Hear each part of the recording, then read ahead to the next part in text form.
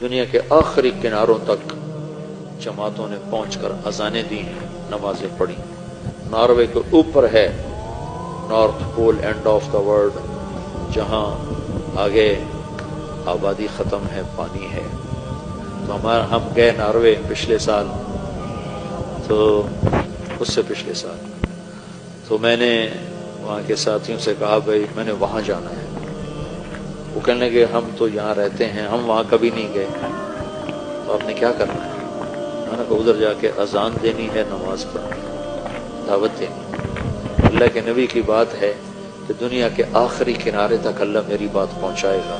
بس یہ شوق ہے کہ مجھ سے پہلے بھی لوگ پہنچے ہوں گے، پر میں بھی ان میں شامل ہونا چاہتا ہوں کہ میں کہوں کہ یا رسول اللہ، میری ملاقات ہو تو یا رسول اللہ میں نے آپ کا نام اس آخری کنارے پر بھی لیا تھا۔ تو وہ پھر مجھے ڈرانے لگے، 2 گھنٹے کی فلائٹ ہے، 4 گھنٹے کی ڈرائیو ہے، آپ تھک جائیں گے۔ میں کہا نہیں، جانا ضرور ہے، ہماری ادھر تھی تو نہیں تشکیل پر، میں نے جانا ضرور ہے۔ تو خیر 2-4 ساتھی وہاں کے لیے کچھ اپنے، وہاں سے ہم 2 گھنٹے کا سفر کر کے پہنچے۔ پھر وہاں سے آگے، وہاں ایک چھوٹا سا شہر تھا آلٹا، تو میں دیکھ کے حیران ہو گیا کہ بالکل ٹاپ پر ہے۔ وہاں 2 مہینے سورج نکلتا نہیں، دسمبر جنوری، اور 2 مہینے سورج ڈوبتا نہیں، جون جولائی، یہ 2 مہینے ڈوبتا نہیں۔ تو وہ آلٹا دنیا کا آخری شہر ہے نارتھ میں، وہاں سے روزہ جماعتیں نکلی تھی اور وہاں گشت ہو رہا تھا اور وہاں تعلیم ہو رہی تھی۔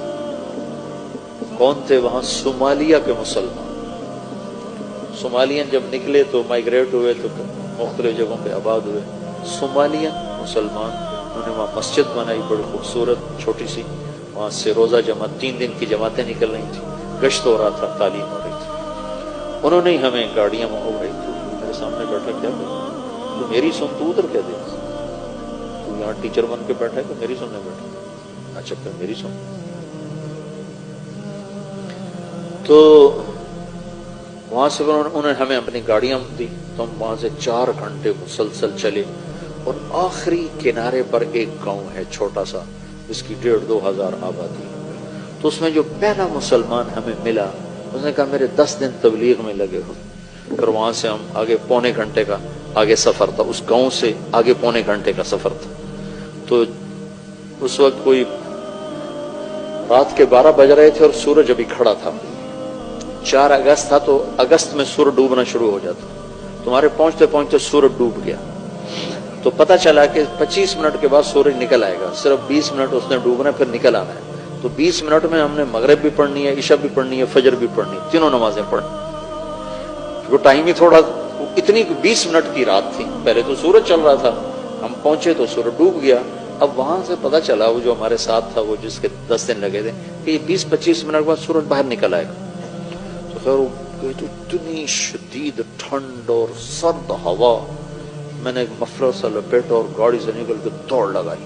وہ سمندر کے کنارے اوپر بڑی ہیبت ناک چٹانیں، 2 جگہ دیکھ کر میں مبہوت ہوا زندگی میں، ایک ہمالیہ پہاڑ کو دیکھ کر، اور ایک وہ آخری کنارہ دیکھ کر۔ ساری دنیا پھری پر ہیبت جو طاری ہوئی 2 جگہ۔ جا رہے تھے ہم کھٹمنڈو سے ڈھاکہ، تو کیپٹن نے اعلان کیا کہ آج سب آپ لوگ بڑے خوش قسمت ہیں، ہمالیہ پہاڑ پورے سال میں صرف 10 دن کے لیے چوٹی ننگی کرتا ہے، سارا سال یہ بادلوں سے ڈھکا رہتا ہے، 10 دن اکٹھے نہیں ہوتے، کبھی 1 دن، کبھی مہینے کے بعد 1 دن، کبھی 2 مہینے کے بعد 1 دن، ایسے۔ تو کہ وہ سال میں صرف 10 دن کے لیے ننگا ہوتا ہے۔ آج ہمالیہ پہاڑ سے بادل کوئی نہیں، آپ دیکھ سکتے ہیں، آپ یقین مانو۔ میں ادھر بیٹھا تھا، اعلان سن کے ادھر گیا دوسری کھڑکی طرف، تو دیکھ کر میں ایسے ہو، ایسی ہیبت میرے اوپر طاری ہوئی۔ والجبال اوتادا، اور ہم نے پہاڑوں کو کیل بنا کے گاڑ دیا۔ اس دن مجھے پتہ چلا کہ جس کے کیل اتنے بڑے ہیں وہ خود کتنا بڑا ہوگا۔ اور ایک وہ آخری کنارہ دیکھ کر میرے اوپر ہیبت طاری ہو گئی۔ میں نے اذان دی زور سے، ہوا سرد، پھر ایک چھوٹا سا وہاں انہوں نے ہال بنایا تھا گرم، جس میں وہ ٹورسٹ آ کے بیٹھ جاتے تھے، وہاں آ کر جلدی سے چادریں بچھائیں اور پہلے مغرب کی نماز پڑھی۔ نماز پڑھ کے سنتیں نہیں پڑھی کہ ڈر لگ رہا تھا کہ سورج نہ نکلا، پھر ساتھ ہی عشاء کی نماز پڑھی، عشاء کی نماز پڑھنے کے ساتھ ہی پھر فجر کی اذان دی اور 2 سنتیں پڑھ کر پھر فجر کی نماز پڑھی۔ پھر میں نے بیان کیا، میں نے کہا اللہ سارے کام پورے ہو گئے، تیرے نبی کا پیغام ان ہواؤں نے سن لیا، لوگوں کو تو ہم سنا نہیں سکتے۔